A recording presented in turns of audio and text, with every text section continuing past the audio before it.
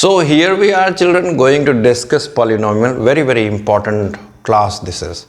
We are going to take up a few questions and then we will reverse and try to find out how many different ways the question can be asked and what is the most important concept or takeaway from this, so that you can use it to solve problems. Now, first thing is that the first question, it is here written here. It's a quadratic trinomial.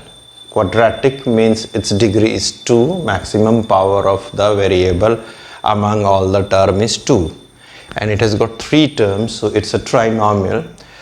It's in form of ax square plus bx plus c. A, b and c, a is coefficient of x square, it has to be a real number. B is coefficient of x, it has to be a real number, and c is a constant. So like that. Here a, since nothing is here, so I can assume 1, isn't it? So a is 1, b is minus 8, and c is constant is 15. So we go ahead.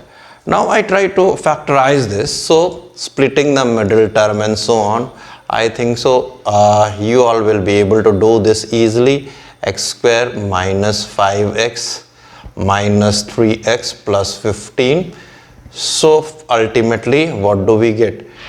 Px is equal to x square x minus 5 minus 3, I take out common, so x minus 5, and this is the general procedure of what to say factorization.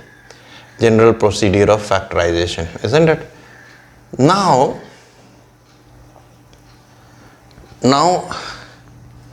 I factorize this. Now the product of this, if I assume as 0, product of these two numbers if I assume as 0, then x minus 5 and say for example x minus 3 becomes 0. That means this becomes 0 because this is equal to this, equal to this, this equal to this. That means this is the sum difference form and this is the factorized form. So both are equal. So if I put this is equal to 0, this I am putting actually this is equal to 0. So now what, either this will be 0, that means x is equal to 5, very important thing, or x minus 3 is equal to 0, that means x is equal to 3. So these are the important takeaway, that x is equal to 5 means 5 when kept over here will give the whole polynomial 0.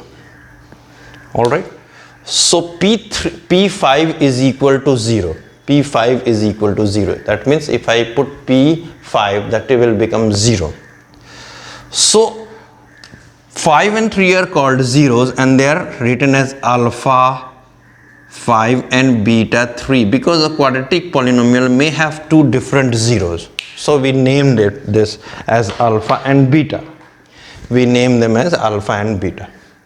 So now here only once more very important concept, that actually if the roots are given, that means the quadratic polynomial can be written as that. And you see x minus 5 and x minus 3 will divide this easily, isn't it? X minus 5, because you know in x minus 5 will divide it easily, you know, because 5 is a factor. If you put 5 over here, so if it whole things become 0, that means x minus 5 will divide this. So sometimes they can ask you this question, divide. It will help you in division also. Divide Px x square minus 8x plus 15 by gx x minus 5. Very easily you can do the process like this, x square minus 8x plus 15 divided by x minus 5. Now this can be x square x minus 5, factorized form you can write x minus 3 divided by x minus 5. So that means the quotient is x minus 3, and same way you can do with 3. So it helps in short division, faster division if you know the factorization process. Alright, number 1. Number 2, if alpha is a 0 in a quadratic equation, if alpha is a 0 in a quadratic equation, ax square plus bx plus c, if alpha is 0 for a quadratic expressions, quadratic polynomials, then x minus alpha is a factor, isn't it? Like if 5 was a 0, then x minus 5 will divide. So that you have to remember, that x minus alpha and x, suppose beta is a root, then x minus beta will also be a factor of this. Alright, number 1. Secondly, if roots are given, then the factorized form of the polynomial you already know. Suppose somebody tells you, question, I am twisting the question, roots of a quadratic polynomial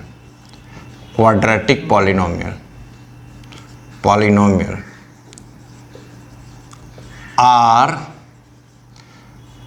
plus 3 and minus 4. Find the polynomial.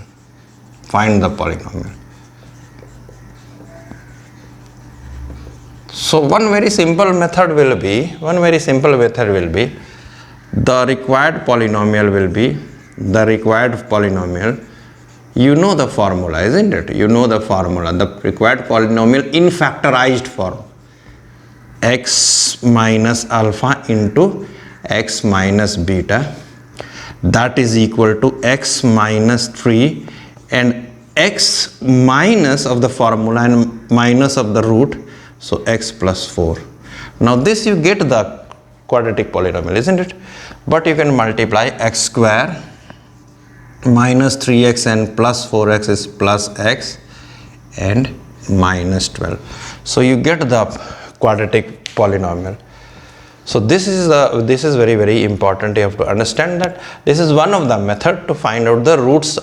If the roots are given, you can get the polynomial. And another method you know. The same question if I do over here, the same question in another method, there is another formula, isn't it? Same question I am doing, the formula for quadratic polynomial whose roots are alpha and beta, quadratic polynomial will be, what is that? X square minus sum of the roots into x plus product of the roots. So x square minus, what is the sum of the root? The roots are minus 4 plus 3x and minus 4 into plus 3, isn't it? So how much is this? X square minus 1, so this becomes plus 1, so x and 4 3 is 12. So see, both the answers are correct. So that is one of the most important thing which we have to understand. This question can be given. And second one, let us see, let me try 1 second. The second important one, the same question can be given in a different way. They ask you the same question. That is why I am trying to take some very, very important tips I want to give you. That is, they can ask you the same question, that this is the area of a rectangle. So what can be the length and the breadth? So straight away, so I am rubbing this part now. Now same question given in another form. Same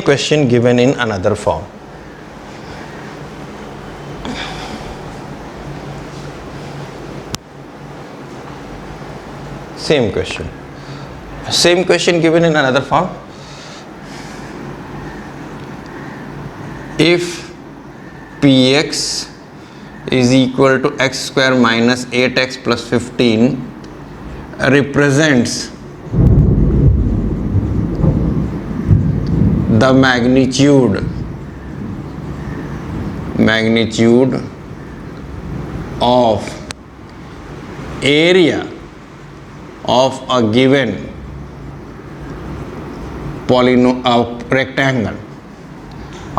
rectangle, then what are the possible lengths and breadths? What are the possible length and breadth?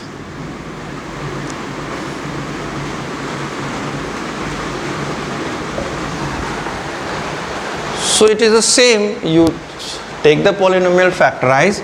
Now x minus 5 and x minus 3, so one can be length and another can be breadth.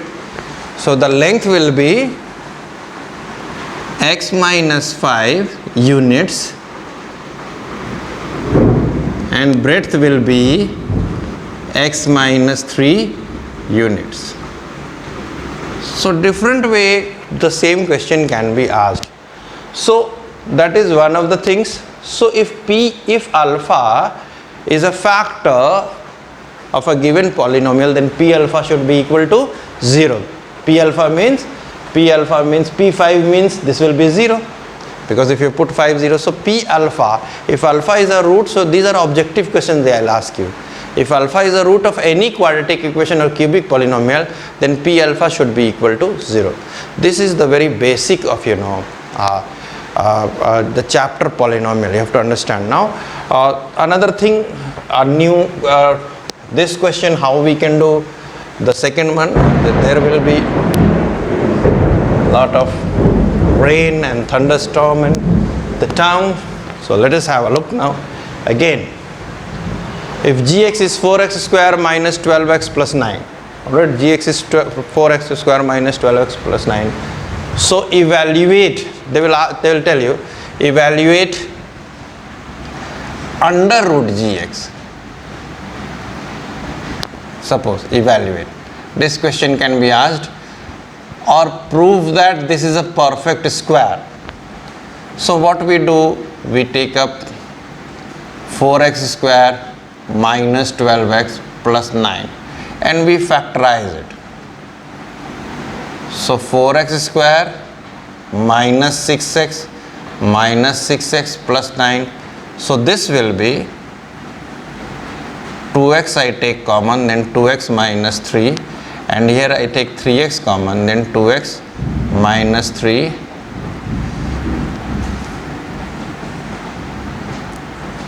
then 2x minus 3 into 2x minus 3.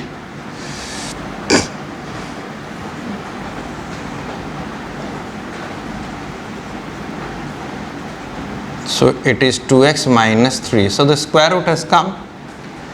And same way they can ask you, instead of this they would have asked, if this is the area, then what can be the possible length and breadth then of a square? Then it will be 2x minus 3 units, 2x minus 3 units. Suppose they would have given this is say for example this is a cube, then what will be, this is a cuboid, then what will be there? Then the length will be 2x minus 3, breadth will be 2x minus 3. Remove the root and think about the question. So length will be 2x minus 3, breadth will be 2x minus 3, and you can multiply it by 1. So the height will be 1. So that is the way we have to go with the chapter polynomial. That is very, very important. And then the last one is just the same thing I want to discuss, is that we can go ahead with this. Let us see.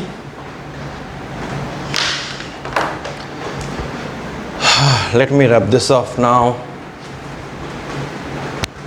Now here in a cubic polynomial, this cubic polynomial, if they tell you to find out the root, you can simply look at it nicely and see if you can factorize it. They will give you very, very easy factorization, because normally so you take x square common, so x plus 1, and you take just a second, let me see, x plus 2 common, and then you take minus 1, then x plus 2 common. So x plus 2 is common and x square minus 1. Alright. So now this will be x plus 2, x plus 1, x minus 1, because a minus b square is a plus b. So these are the possible roots. What are the roots? If x plus 2 is equal to 0, x is equal to minus 2. If x plus 1 is equal to 0, x is equal to minus 1. If x minus 1 is equal to 0, x is equal to plus 1. So we've got the root, isn't it? We have got the roots. Now have a look. We have got the roots. Now suppose, just think of the reverse. Same thing, if alpha is a 0 of a cubic polynomial, that means p alpha is equal to 0, number 1, and number 2, x minus alpha will be a factor. You can divide this whole thing by x plus 2 straight away, isn't it? Like division, how you will perform? X cube plus 2x square minus x minus 2, if I tell you to divide it by x plus 2, isn't it? Suppose the question is like this.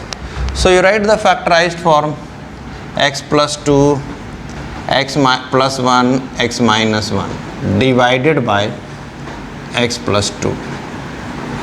Cancelled out. So that means very easily you can divide. So you can use this knowledge of yours in terms of division. That means, once again, if alpha is the root of a cubic polynomial, then x minus alpha is a factor of that polynomial. Number 2, looking at this, we can say if the roots are given, I have a formula. See, if x is equal to minus 2, then x plus 2 is a factor, or when a polynomial is expressed in terms of factor, x plus 2 will be one of the terms. So they tell you the question now, find a cubic polynomial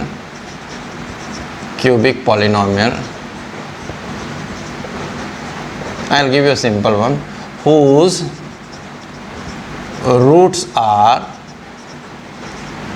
2, minus 2 and 1. So straight away the formula required polynomial will be